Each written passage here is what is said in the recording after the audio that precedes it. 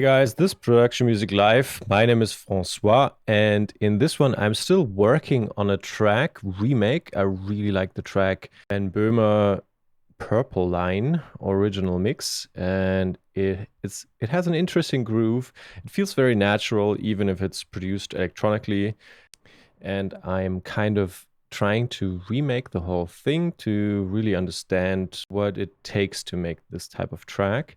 And I have it composed slightly different here in the beginning of the project. I also have a version that's playing the melodies and harmonies of the original back here.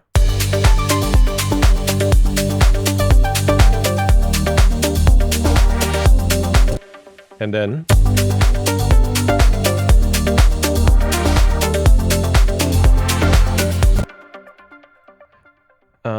yeah, but let's keep working here on the slightly changed version. And I still need to figure out a couple of things, but let's quickly look at the project so far.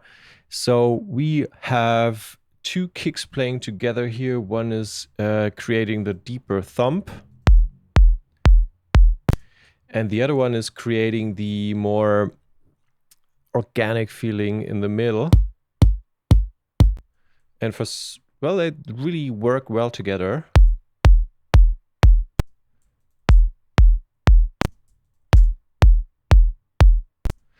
And then in this track, there are a lot of shakers with the kick, on the kick, next to the kick. So I actually at some point I had like 7 shakers here playing at the same time, and now I consolidated a couple of them into shaker on kick groups. So those guys here, if I'm playing them together.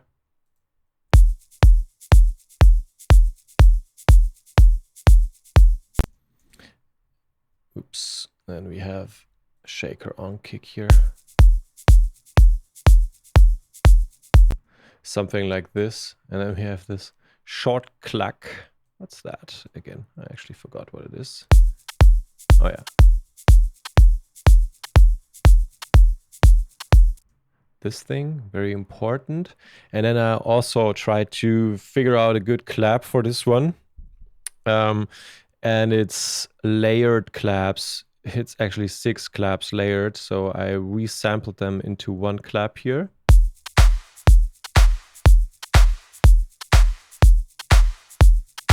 Still need to find a good reverb for the drums room in general. And then we have this guy, Perk. Let's look at it quickly. This is from Deep Premium Volume 4, our sample pack series. If I'm going to work this quickly and to sample packs official by PML, we have Deep Premium 1 to 4 so far. And I took this percussive element out of 4th package. All these drums here are either originally from Deep Premium 1 to 4, or they're layered elements of them, and I kind of made those claps out of it. And also, I'm taking a few of the sounds that I'm creating and processing for this template and for maybe another Ableton project in the style of Ben Böhmer, and adding them also to the upcoming Ben Böhmer sample pack, where we have a pack made together with him, with Ben. And there's some loops of some of his tracks already inside of here. And then we also add something that's very closely related to his style, and we'll put it into the one shots over here as well. For example, like these elements, percussive elements and stuff right here. So you see, if we take a look at this perk, we are working with erosion and chorus here, and a long attack time. If I'm taking this back, you can already get an idea. The only thing I didn't use was the auto pan. I'm removing it quickly, and then we have a bit more compression here, sidechain compression, and this EQ in the end. So this is where we are coming from. And I just heard we also use this left-right rand pan trick here. So if you listen closely, you can hear that thing moving from the left to the right. Gives it much more organic feeling that way. And that's what you can achieve with the rand pan option here. If it's at 0, it won't randomize the panning at all. So we'll only play the center always of the, will play the sound in the center of your panorama. And if you randomize it, it will randomly move to the left and the right in the amount of the percentage that you put in. So if you put in 100%, it will be very extreme. That's why I kept it lower here.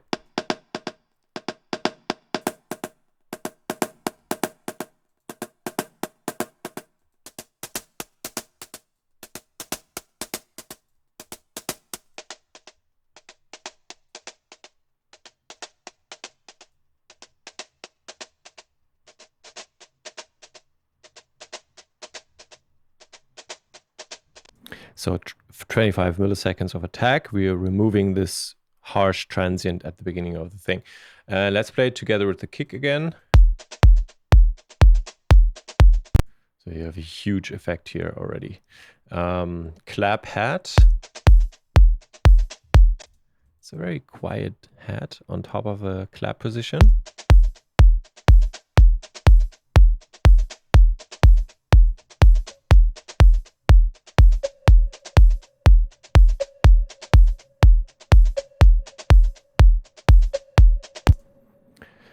This percutone is just adding a little bit of ambience on top, but also adds to the groove.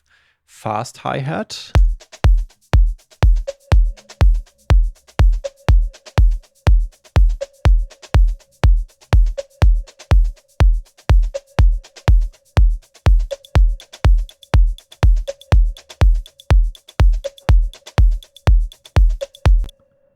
This wood thing is also important. Let's play it solo quickly.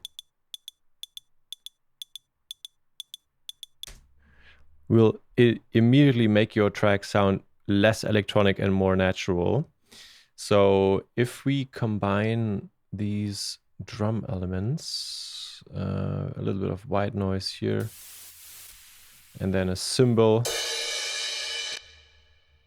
very standard one. And let's actually take a look at these elements here where we have a bit more going on. I'm playing the whole thing here.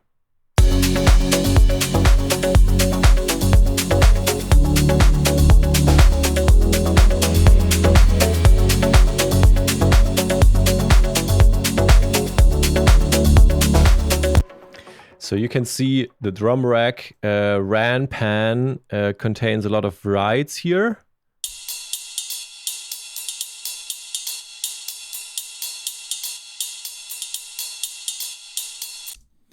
I think this is really typical for his style, playing around with those elements. It's also something that you can place a resonator on top. You could also try this.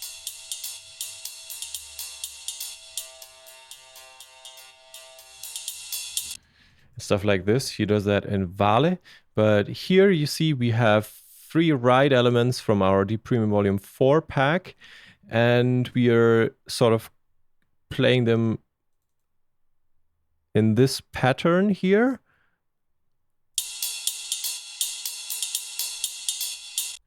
And you will also notice kind of this rand pan effect again. As you can see, every sample also randomizes the pan position just like that perk element before. We have 53% on this one here, and we have 48%. So a bit more here, a bit less there, but randomization. And this will also make sure that if it's randomly, this one will be on the right while this one is on the left. Of course, they can also coincidentally be on the same side at the same time, but it won't happen all the time since the law of the big number will prevent that from happening. So we have that, and then a right shaker element here. This one will always help you if you have the feeling that there should be some more space covered in your drumming. Put in those shaker kind of things in 16th notes and play around with the velocities according to the groove that you're playing. You could, oh yeah, we actually have a swing applied here. So we have this groove applied from the groove pool, and velocity 30%, timing 100%. If we want to see what it's doing, let's commit it quickly. And you can see how the second and the fourth position of each part of the bar moves slightly to the back. And that's when you have this groovy, swingy feeling. I'm undoing it. We are still applying it, but we are not committed to it. So it's not in the notes, but it's being applied. And offbeat hi-hat. Solo, these elements sound weirdly harsh, but if we put it together in the mix, it seems to work. So let's listen.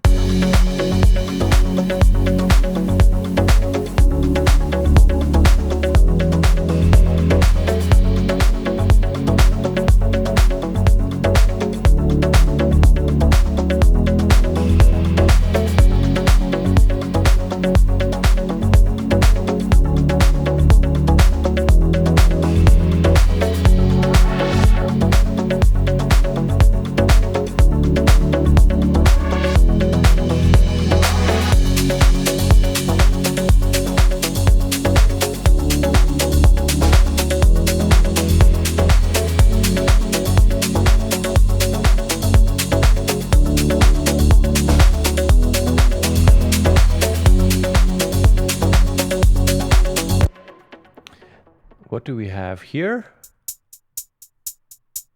Yeah, 8th notes and another. Yeah, and these are still quite dry. Could maybe use a bit more processing.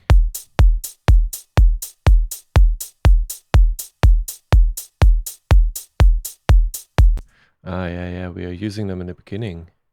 So here.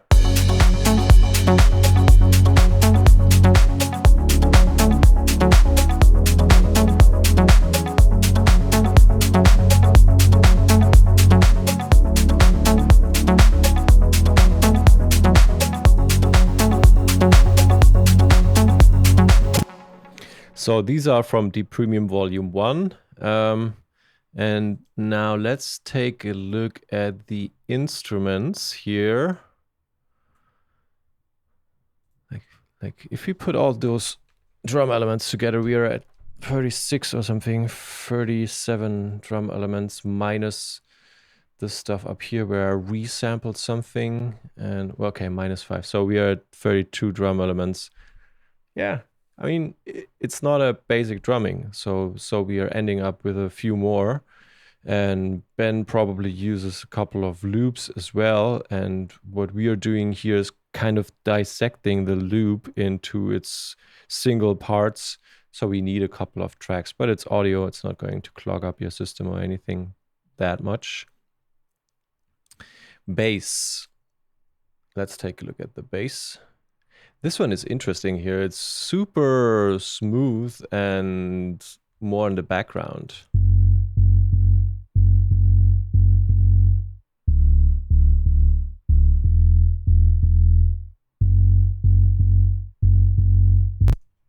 So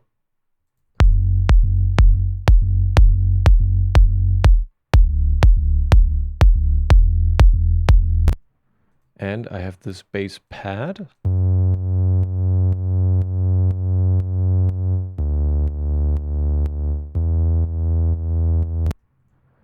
And let's play them together.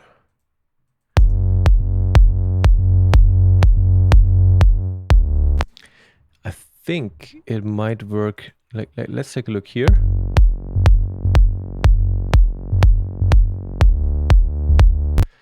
I'm not so sure about this pad, honestly. I think I still need to... What are the EQs doing here? Let's take a look. Oh yeah, so this one has an auto filter.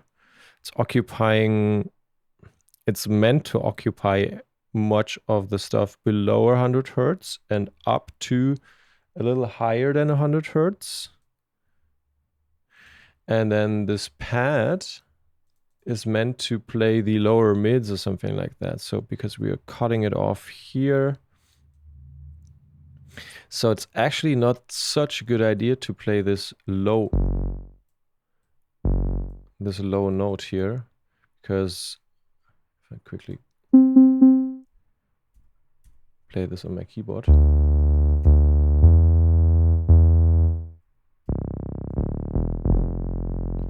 These notes are much lower. It doesn't really make a lot of sense, so it's better to play it higher.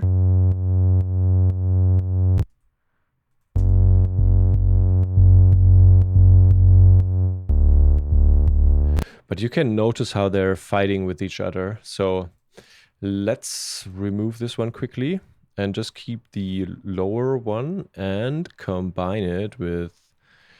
So I have these arpeggios here.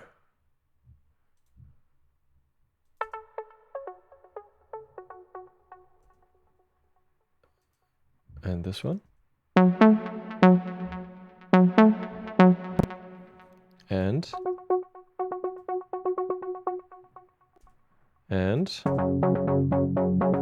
that's the one I'm looking for.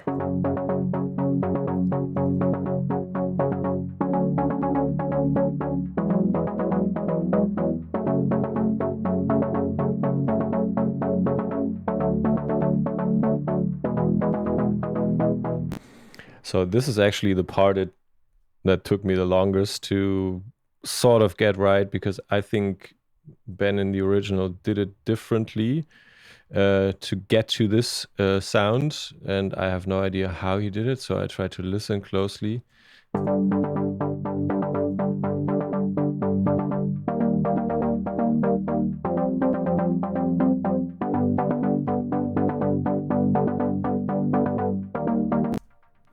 Yeah, it's not like he told me how he did it, so I had to figure it out myself. And I think I made 10 versions or something. Do I still have them here? No, I took them off of this state of the project. And then below we have a pad.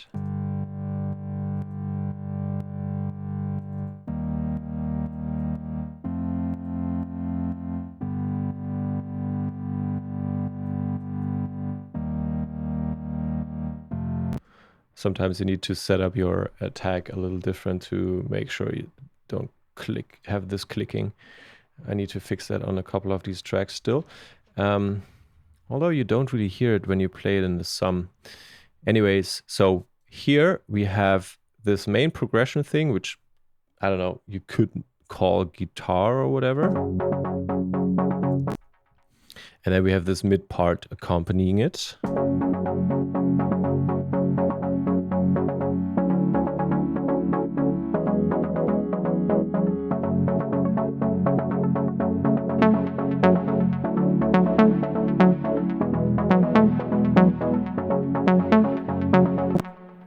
And also something that really helps to get closer to the style are these mono plugs.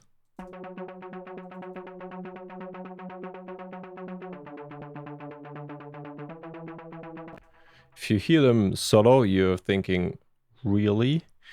But I have this groove applied here as well. Let's play it together.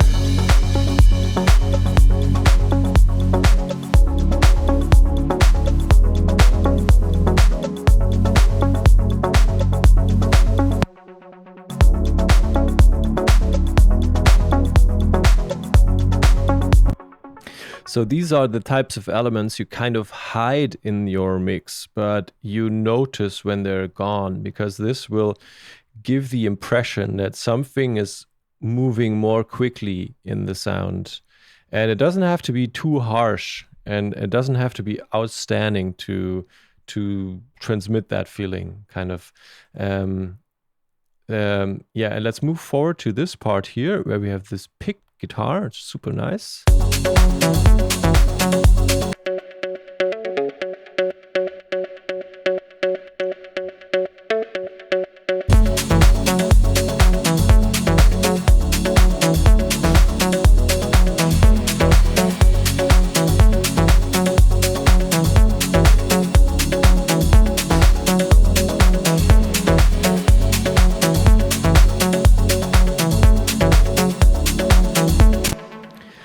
And I still need to find a better or an improvement for the bass, because this bass is very sort of like kick focused. So the moment the kick is playing, we have this low 808-ish bass thing playing as well. But it's not going to be too hard.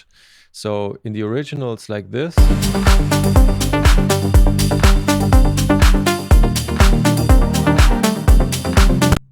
It's not this super powerful bass.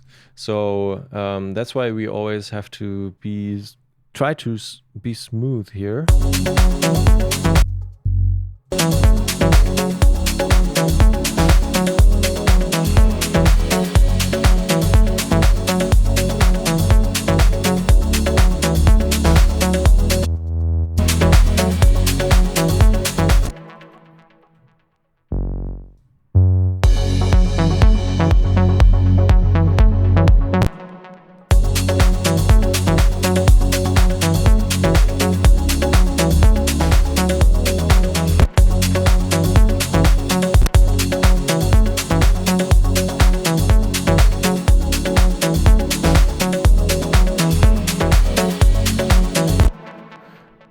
I think I'm not going to do it with the space pad thing here. I think I will do it with something like this, but then compress it a bit more. She already compressed it a bit here, and maybe work with overdrive, with distortion in parallel. So insert a return track and overdrive here. Let's try this. Open it up all the way. And also EQ8 to make sure we don't apply it everywhere in the mid part and not too much in the high part. Some, I don't know, roughly like this, and then you can mix it in here in this area.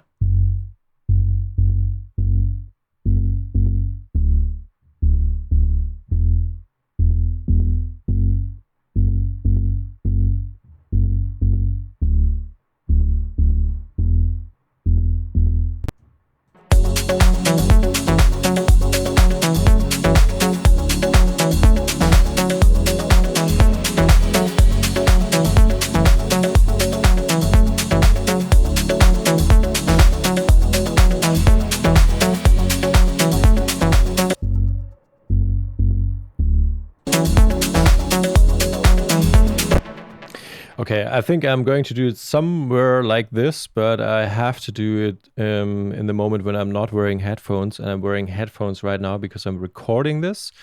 So we don't have everything that's playing through the speakers here in the microphone. So I will do it a little bit later once I finish that thing. But this is going to be how I will try to solve it. I will play this bass here, and I'm trying to make this whole project only using Ableton's stock stuff plus Serum. So I'm trying to avoid using Diva or some other third-party plugins like distortions. Yeah, so that's if you're wondering why aren't you using whatever, you know, something from how they're called, Alter Boy or what, Sound Toys, these guys. Why aren't you using, you know, this thing or something like that? I'm trying to make it Ableton only plus Serum. What else? I think what's also interesting is it this thing? Yeah. So This is for the beginning of the track. It's kind of this pad sound here.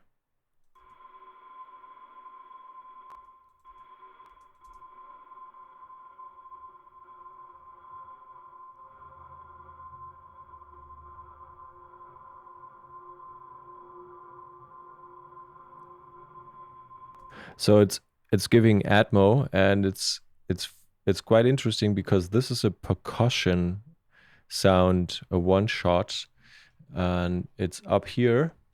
It's this one.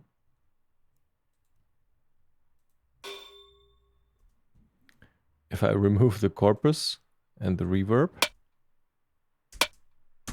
that's the source of this pad sound. And if you go add a corpus, you can make percussive elements much more tonal. You will find the corpus here, this element. Sometimes really handy. For example, if you want to make future bass and want to put that into your snare or something like that. And then on top of all of that, you put a reverb. And you might even freeze it. Sorry. Longer decay time then.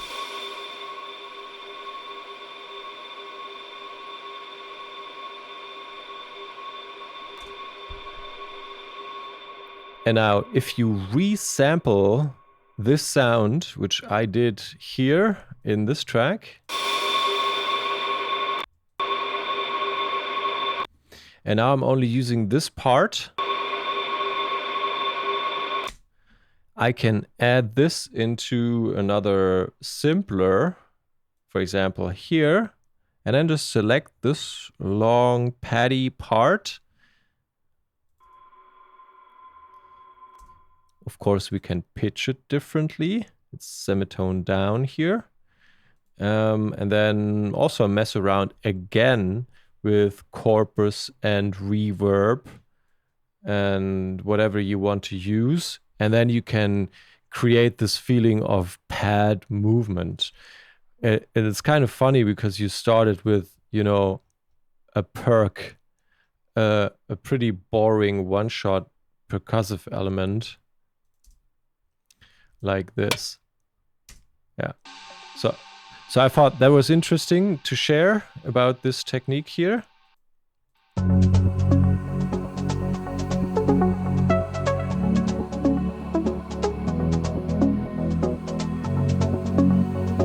Oh, and here we still have this 7th chord. I still need to fix those harmonies here. And I also still need to find another kind of similar top melody plug for these parts where we can really make use of them here.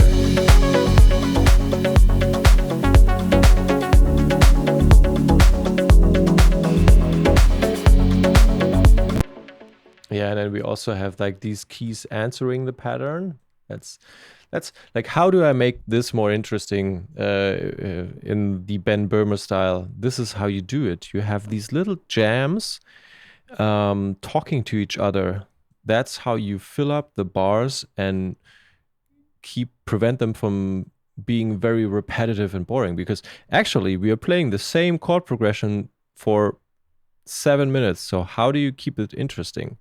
That's how you keep it interesting. You have these little jams. Let's go over to the original harmonies here.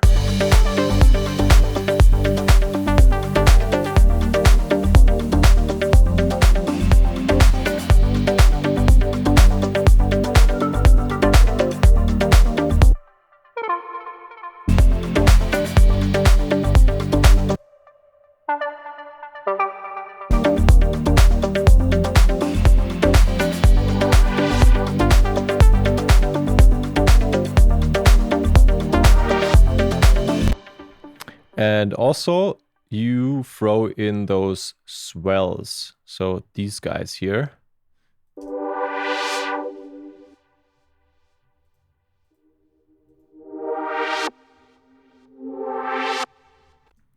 You put that on top of the pattern, and then your 8-bar loop will remain interesting and exciting because you have these melodic patterns, question answer game, and then eventually you're playing those soft pad risers on top.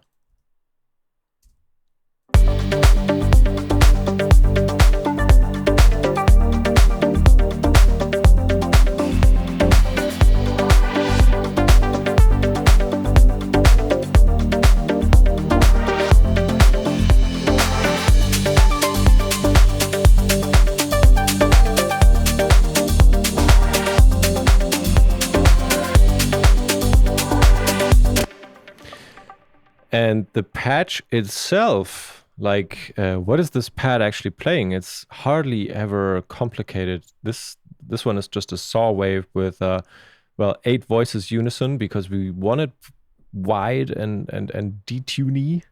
What happens if we only play one voice here?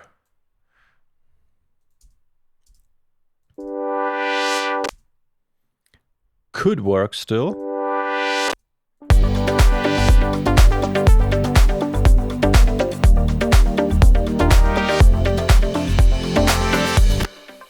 But sounds weak. And so we go up to 8 voices.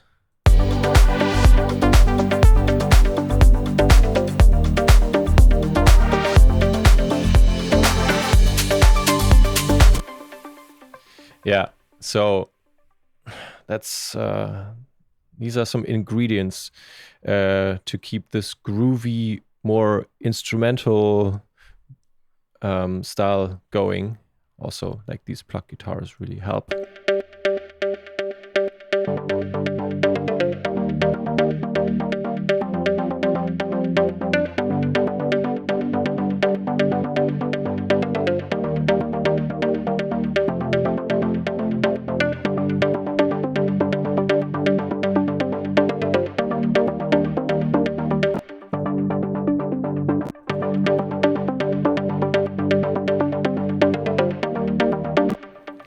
And you probably noticed we don't really, well, apart from this mid thing here, we don't really play a pad or something.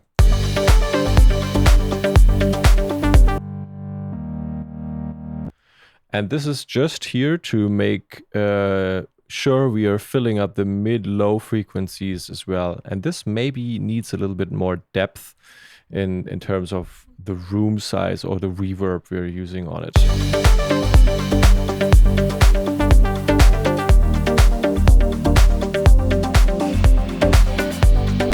But you always have to be careful, because if you make this pad too loud, you're killing the groove. That's because this is pretty groovy here, and if we make it louder,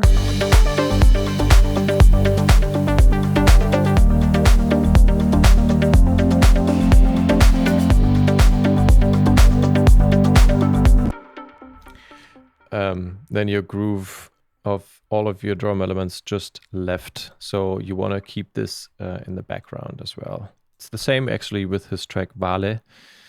And yeah, but there are also tracks like in Memoriam where the pad is much more present and the groove works differently. So this one here includes bass, the bass heavily into the groove, and that's why you can easily kill it with pads that are too loud. Okay, so I think I'll keep working on this. I just wanted to explain a little bit around the track and how you can do stuff like this and what you have to keep in mind and think about.